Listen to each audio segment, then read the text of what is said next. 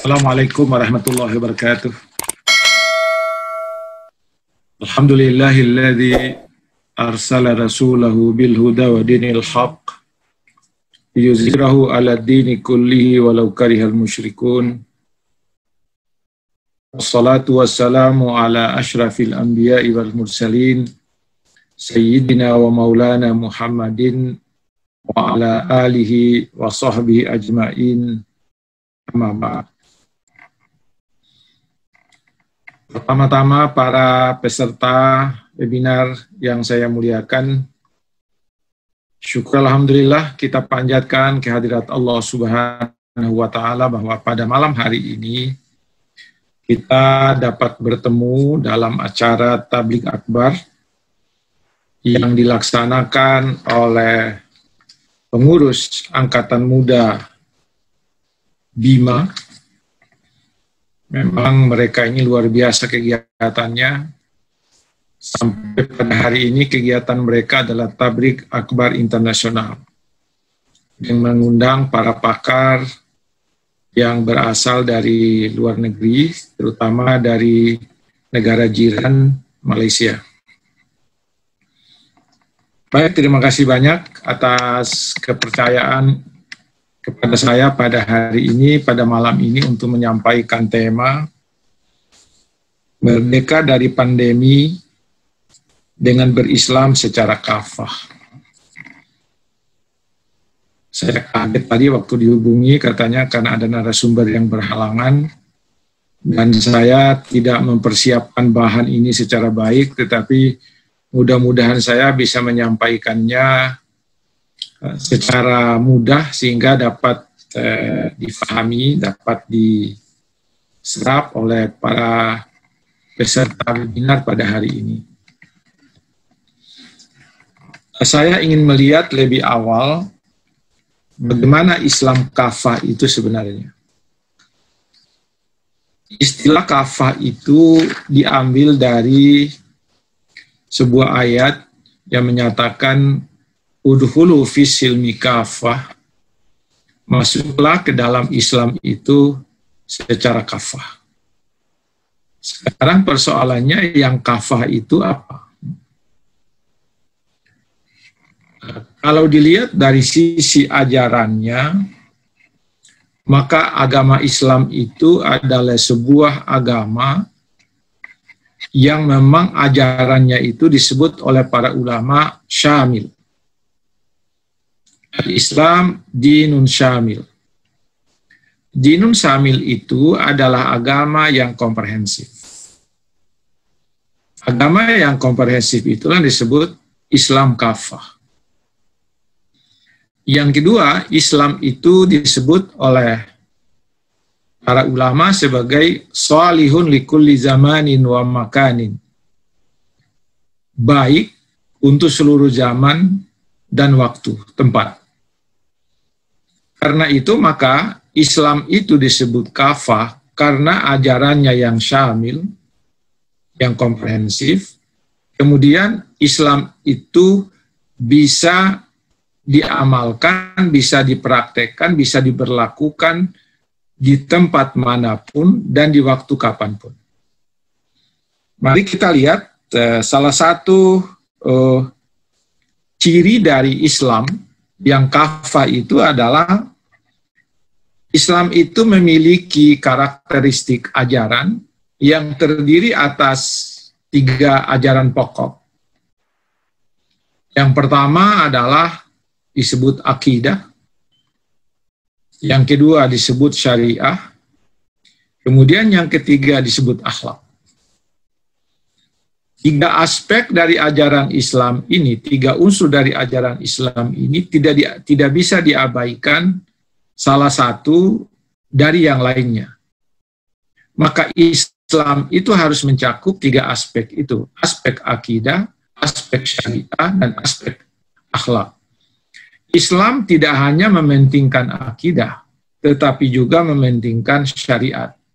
Tidak hanya mementingkan akidah dan syariat, tapi juga akhlak. Ini dari sisi ciri pertama, yaitu ajaran Islam itu universal, mencakup 3 unsur utama yang saya sebutkan tadi. Ini catatan pertama saya dalam pengertian makna kafah itu.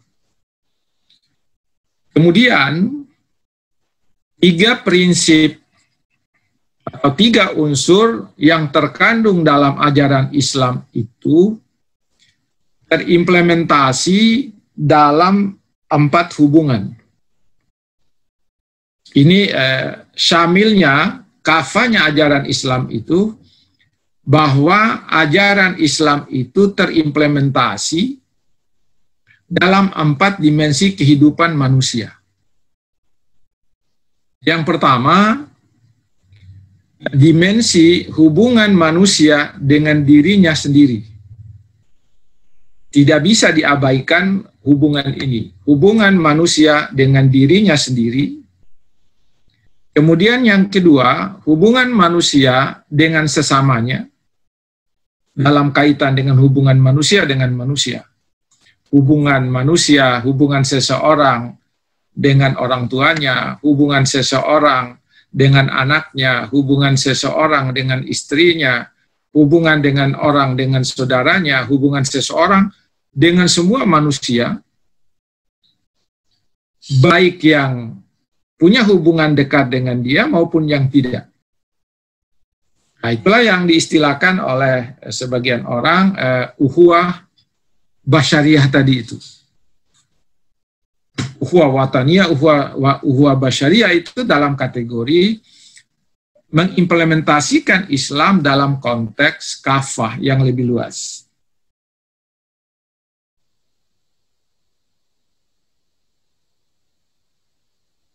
Itu yang kedua. Yang ketiga, asihkan seseorang dengan lingkungannya. Seorang Muslim harus menjaga hubungan dengan lingkungannya. Hubungan dia dengan flora harus dijaga. Hubungan manusia dengan fauna harus dijaga. Bahkan hubungan mereka dengan benda-benda selain flora dan fauna. Seperti menjaga hubungan mereka dengan air, mereka menjaga hubungan dengan tanah, mereka menjaga hubungan dengan yang lain. Ini ajaran Islam mengatur semua itu, sehingga Islam itu dapat dikategorikan atau disebutkan Islam kafah. Kemudian, dimensi yang keempat adalah manusia harus menjaga hubungan dengan Tuhannya. Nah, kalau dilihat dari sisi ini, maka ajaran Islam itu sangat mementingkan 4 dimensi hubungan itu. Tidak bisa tidak. Menjaga hubungan dengan dirinya, menjaga hubungan dengan lingkungannya, dengan lingkungan sosialnya yang saya maksud, kemudian menjaga hubungannya dengan ekosistem, jadi hubungannya dengan alam, kemudian hubungannya secara teologis atau hubungannya dengan Tuhan. Nah, karena itu maka Islam itu harus mencakup 4 aspek itu, tidak bisa tidak. Ajaran prinsip yang 3 tadi harus terimplementasi dalam 4 hubungan itu. Kemudian ajaran Islam juga disebut kafah karena Islam mengatur hak bagi individu dan kewajiban individu. Hak yang harus diperoleh oleh seseorang dan kewajiban yang harus ditunaikan oleh individu. Karena itu tidak boleh ada ketidakseimbangan antara memenuhi hak dengan melaksanakan kewajiban. Dua-dua itu oleh Islam diatur, ini menjadi hak, ini menjadi kewajiban. Ini menjadi kewajiban orang lain terhadap saya, dan ini menjadi hak saya terhadap orang lain. Jadi diatur sedemikian rupa, sehingga dia menjadi Islam yang kafah, yang komprehensif, yang syamil tadi itu. Nah, kemudian kafahnya Islam itu bisa dilihat dari sisi lain. Yang pertama, dalam hal penerapan hukum, ada namanya hukum azimah dan hukum rukhsah dalam Islam. Hukum azimah itu adalah hukum yang berlaku secara ketat menurut aturan-aturan dan ketentuan yang berlaku umum. Ini biasanya berlaku dalam kondisi normal. Seperti misalnya, azimahnya sholat itu dilaksanakan pada waktunya, sesuai dengan rakaatnya. Itu azimahnya sholat. Kemudian, azimahnya puasa, itu harus dilaksanakan pada bulan Ramadan. Tidak boleh tidak. Harus dilaksanakan pada bulan Ramadan. Itu begitu hebatnya aturan dalam Islam. Ada aturan yang ketat, yang itu berlaku umum dalam kondisi normal, tetapi nanti Islam itu juga bisa mengatur hukum itu secara rukhsah pada saat orang mengalami kesulitan atau darurat. Karena itu maka Islam itu dapat berlaku di sepanjang zaman karena konteks ini. Rusaknya Islam kita lihat. Sholat yang 5 kali sehari semalam wajib kita lakukan, itu dalam kondisi normal. Tapi dalam kondisi tidak normal, boleh dijamak dan boleh dikasar. Nah, karena itu, tidak sulit menerapkan ajaran Islam itu karena ada dalam kondisi tertentu dia ketat, tapi dalam kondisi darurat longgar. Dan itu hukum yang berlaku terhadap hukum Islam yang berlaku dalam penerapan hukum-hukum Islam. Jadi ada yang dilaksanakan secara azimah, ada yang dilaksanakan secara rukhsah. Yang rukhsah itu dalam kondisi tidak normal. Ini yang menyebabkan agama Islam itu menjadi agama yang syamil, yang komprehensif. Kemudian dia sholihun likulli zamanin wa makanin, jadi dapat diterapkan atau baik diterapkan dalam semua tempat, di semua tempat atau di semua waktu. Baik. Bagaimana konteksnya? Penerapan ajaran Islam yang disebutkan tadi dengan berislam secara kafah dan merdeka dari pandemi, ini juga menjadi persoalan tersendiri. Merdeka dari pandemi itu sebenarnya ini merdeka dalam pandemi ini yang memang perlu dirumuskan, ya. Kalau saya memahaminya, merdeka dalam pandemi ini adalah adanya kebebasan kita melakukan segala sesuatu yang berkaitan dengan ajaran agama, tetapi dalam bebas yang terikat. Merdeka dalam keterikatan. Ya, misalnya begini, saya boleh keluar kemana saja sesuai dengan kemerdekaan yang saya dapatkan, diberikan kepada saya, tetapi harus saya patuhi aturan-aturan yang ditetapkan dalam rangka menjaga diri saya. Itu. Menjaga diri itu dari bahaya adalah perintah agama. Kemudian kebebasan saya untuk keluar adalah kemerdekaan saya. Nah, ketika seseorang keluar dalam konteks, dalam suasana pandemi ini, tidak menggunakan masker, tidak menjaga diri dari ancaman-ancaman yang membahayakan, dia terlalu merdeka dengan tidak memperhatikan aspek-aspek yang membahayakan dirinya. Sekarang kita lihat, di beberapa waktu yang lalu, pada saat penerapan, katakan saja lockdown yang kita alami yang lalu itu luar biasa bagaimana umat Islam itu tidak dapat melaksanakan ibadah-ibadah secara berjamaah yang biasanya mereka lakukan sebelum pandemi ini. Kita lihat, ada larangan untuk melaksanakan sholat berjamaah. Ada larangan melaksanakan sholat Jumat. Tetapi dalam konteks lingkungan yang terpapar pandemi ini.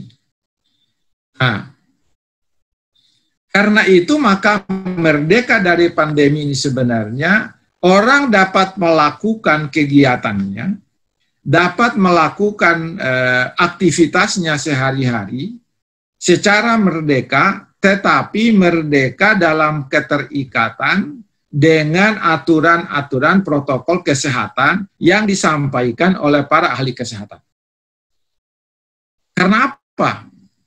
Islam itu tidak menginginkan seseorang mengalami bahaya ketika dia melaksanakan ibadah, lalu dia tidak menjaga dirinya. Saya pernah membaca sebuah hadis begini. Rasulullah pernah berjalan bersama sahabat. Dalam perjalanan bulan Ramadan, lalu ada seseorang yang sedang duduk di bawah pohon. Kemudian orang itu mempercikan air ke mukanya, ke badannya, karena kehausan di siang hari bulan Ramadan. Dalam perjalanan, Nabi bertanya ke sahabat itu, temanmu lagi apain itu katanya? Dia, ya Rasulullah, sedang berpuasa. Dia mempercikan air pada dirinya itu agar dia merasa segar dalam dirinya. Kata Nabi, bukanlah kebaikan, kata Nabi, kalau dia puasa dalam saat musafir. Bukanlah kebaikan, kata Nabi, kalau dia berpuasa pada saat dia safar. Ini ajaran Islam yang merdeka dia, tetapi merdeka dalam keterikatan. Inilah hukum yang berlaku bagi orang-orang yang melakukan bepergian pada saat itu. Boleh dia tidak berpuasa, tetapi nanti berpuasa, dia mengqada puasanya di hari-hari lain setelah bulan Ramadan. Nah, sekarang dalam konteks pandemi ini, saya ketika Jumat pertama dibolehkan di masjid sekitar saya datang sholat Jumat, karena sudah 9 kali tidak pergi Jumat, Pak Yusril. Sudah 9 kali. Bahkan karena 9 kali itu, ada teman saya juga dosen di UIN bertanya, Prof, bagaimana ini? Saya sudah 3 kali tidak pergi Jumat. Nah, saya bilang begini, 3 kali itu kalau tidak pergi Jumat karena tahawunan terhadap Jumat, memandang remeh terhadap sholat Jumat. Memandang remeh itu berbeda dengan konteks kita sekarang, bukan memandang remeh sekarang. Karena kita menghindar dari terpaparnya virus corona kepada kita, maka kita tidak melakukan sholat Jumat. Karena apa? Karena kita menjaga diri kita dari bahaya yang mengancam keselamatan kita ketika kita akan melaksanakan sholat Jumat. Ketika saya pada Jumat pertama dibolehkannya sholat di masjid saya, ketika saya melaksanakan sholat sunat qabliyah, ada seorang kiai yang menegur saya, Prof, kenapa pakai masker? Oh, saya memakai masker karena saya menjaga diri saya dari bahaya yang mengancam diri saya. Tidak sah sholatnya, Prof, katanya gitu. Kenapa tidak sah? Karena apa? Tutup hidung, katanya, tidak sah sholat. Dalam kondisi darurat, tidak usah menutup satu ini, menutup dua-duanya pun itu sah sholatnya. Karena apa? Kita dalam hal melindungi diri. Itu yang saya katakan merdeka dalam keterikatan. Jadi kita merdeka melaksanakan ajaran-ajaran agama yang secara kafah tadi itu, tetapi juga kita harus menjaga diri dari bahaya yang mengancam keselamatan. Karena itulah maka banyak sekali rukhsah yang berlaku dalam ajaran Islam itu ketika kita berada dalam kondisi darurat.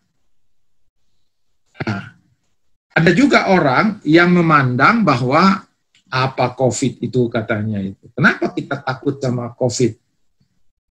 COVID ini makhluk Allah katanya gitu. Yang kita takuti itu hanya Allah. Saya kira ini mereka yang seperti ini salah paham saja mereka ini. Saya, Pak Yusril, waktu kemarin itu, waktu COVID, saya menulis 70 artikel. 70 artikel selama pandemi COVID itu, 70 hari saya menulis tentang COVID. tentang corona. Yang dalam bahasa hadisnya itu disebut ta'un. Jadi ada 70 artikel yang saya tulis selama 70 hari tentang itu. Dari situlah saya tahu bahwa corona ini memang ada sejak dahulu. Sejak Bani Israel ada, pada zaman Nabi Musa ada, pada zaman Nabi Isa ada, pada zaman Nabi Muhammad ada.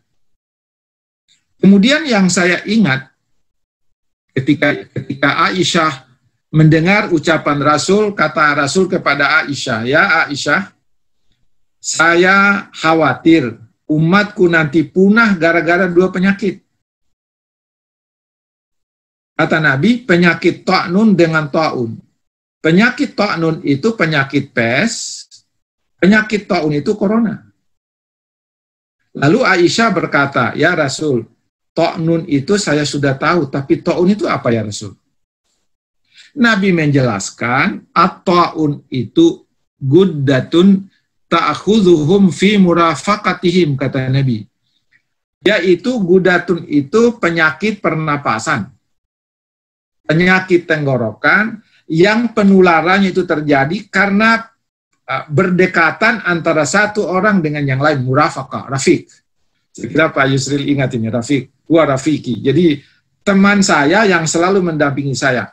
Jadi kata Nabi, guddatun ta'khudhuhum fi murafaqatihim, yaitu penyakit tenggorokan, penyakit pernapasan yang menular di antara manusia itu dengan cara atau melalui berdekatan antara satu yang lain.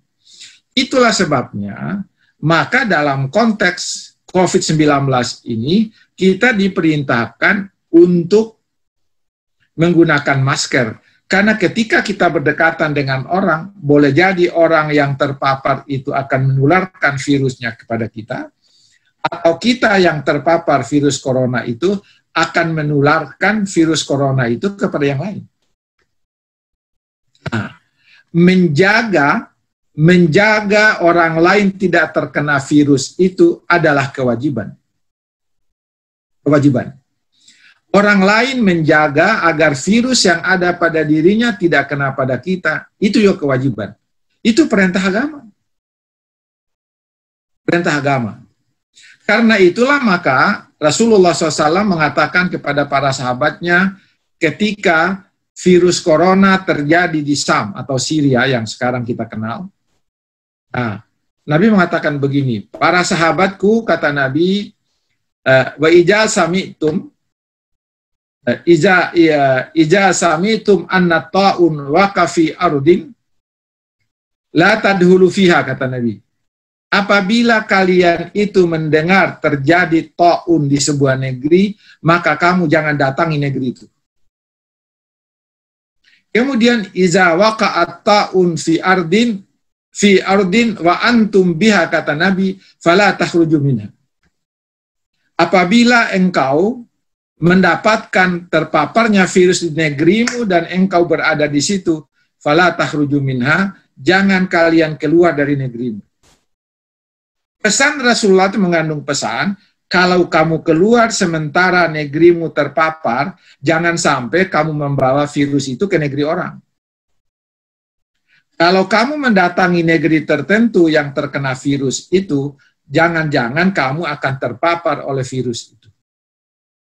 Ini kehebatan, menurut saya itu, kehebatan ajaran Islam yang kafah tadi itu. Dia mengatur, bahkan ada kewajiban yang bisa tidak dilaksanakan ketika itu karena kondisi-kondisi tertentu. Sekarang kita lihat. Sekarang musim haji tahun ini hanya dihadiri oleh 10.000 jamaah. Yang biasanya dihadiri oleh 3 juta jamaah. Sekarang, kalau kita paksakan untuk hadir di sana, maka itu berarti memaksakan untuk menularnya virus corona terhadap kaum muslim. Karena itu maka diatur. Nah, karena itu para peserta yang saya muliakan, Islam kafah itu adalah Islam yang sanggup mengakomodasi keadaan-keadaan baik pada kondisi normal maupun pada kondisi tidak normal. Pada kondisi normal itu berlaku hukum azimah, dalam kondisi tidak normal berlaku hukum rukhsah. Kemudian cakupan dari ajaran Islam yang kafah itu mencakup seluruh aspek kehidupan manusia tidak terkecuali. Baik secara individu, secara sosial, secara ekologis, maupun secara teologis. Tidak bisa diingkari hal yang seperti itu. Karena itu maka Islam itu oleh para ulama disebut al-Islamu dinun syamil, yang komprehensif, yang kafah. Kemudian al-Islamu sholihun likulli zamanin wa makanin, dapat diterapkan di mana saja dan kapan saja.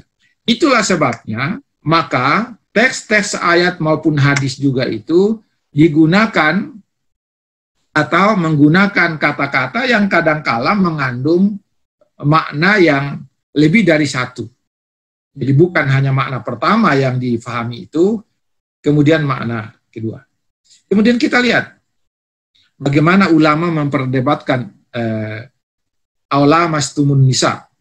Itu gara-gara lamastumun nisa itu ulama punya pandangan yang berbeda-beda tentang batalkah wudhu antara laki-laki, antara suami dan istri, antara laki-laki dan perempuan, batalkah? Itu perdebatannya panjang, tidak pernah habis. Apakah bisa disatukan? Tidak perlu disatukan. Biarkan aja begitu. Itulah syamilnya ajaran Islam, itulah kafahnya ajaran Islam. Sekarang, kalau kita yang berpandangan bahwa harus batal wudhu ketika bersentuhan dengan perempuan, ketika kita menerapkan itu di Mekah, ketika kita tawaf, saya kira tidak jadi tawaf itu. Jadi tawaf. Nah, karena itu saya punya pandangan begini. Kalau mudah kita dapatkan air dalam konteks itu, maka lebih baik kita batalkan, menganggap wudhu itu batal kalau habis bersentuhan dengan perempuan. Atau kalau tidak, kita tetap menganggap tidak batal, tetapi baiknya wudhu kembali. Saya sering bilang begitu sama jemaah saya. Jadi ya ada mengatakan, saya Pak batal wudhu sama suami, teruskan. Yang lain, saya Pak Ustaz tidak batal, teruskan. Loh, ada ibu yang bertanya yang ketiga, lalu Ustaz yang mana yang dipegang? Saya kontekstual. Kontekstualnya, ketika saya mudah mendapatkan air, saya gunakan batal wudhu. Kemudian, ketika sulit saya dapatkan air, saya menggunakan pendapat ulama yang mengatakan tidak batal dengan istri, dengan perempuan. Ini konteks syamilnya ajaran Islam. Inilah konteks syamilnya ajaran Islam, karena ada ajaran azimah, ada ajaran rukhsah yang memberikan kemudahan dalam melaksanakan kewajiban agama dalam konteks-konteks tertentu. Ini saya kira Pak Yusril yang saya bisa sumbangkan untuk kawan-kawan dalam webinar pada hari ini. Dan saya mungkin mohon maaf kalau saya nanti berhenti dari sini karena ada tugas lain yang saya mau siapkan untuk persiapan besok. Tapi saya sangat senang sekali saya dilibatkan pada hari ini oleh Pak Abdi yang luar biasa gebrakannya. Saya kira nanti itu oleh Yusril nanti ada internasional lagi, nanti dia panggil dari Syria, dipanggil dari Kum, dipanggil dari mana untuk webinar. Itu luar biasa nih. Adik saya satu ini kreativitasnya luar biasa. Saya kira itu kawan-kawan Ambi selamat sudah melaksanakan webinar pada malam ini dan kegiatannya teruskan, jalan terus. Ya. Terima kasih. Wassalamualaikum warahmatullahi wabarakatuh.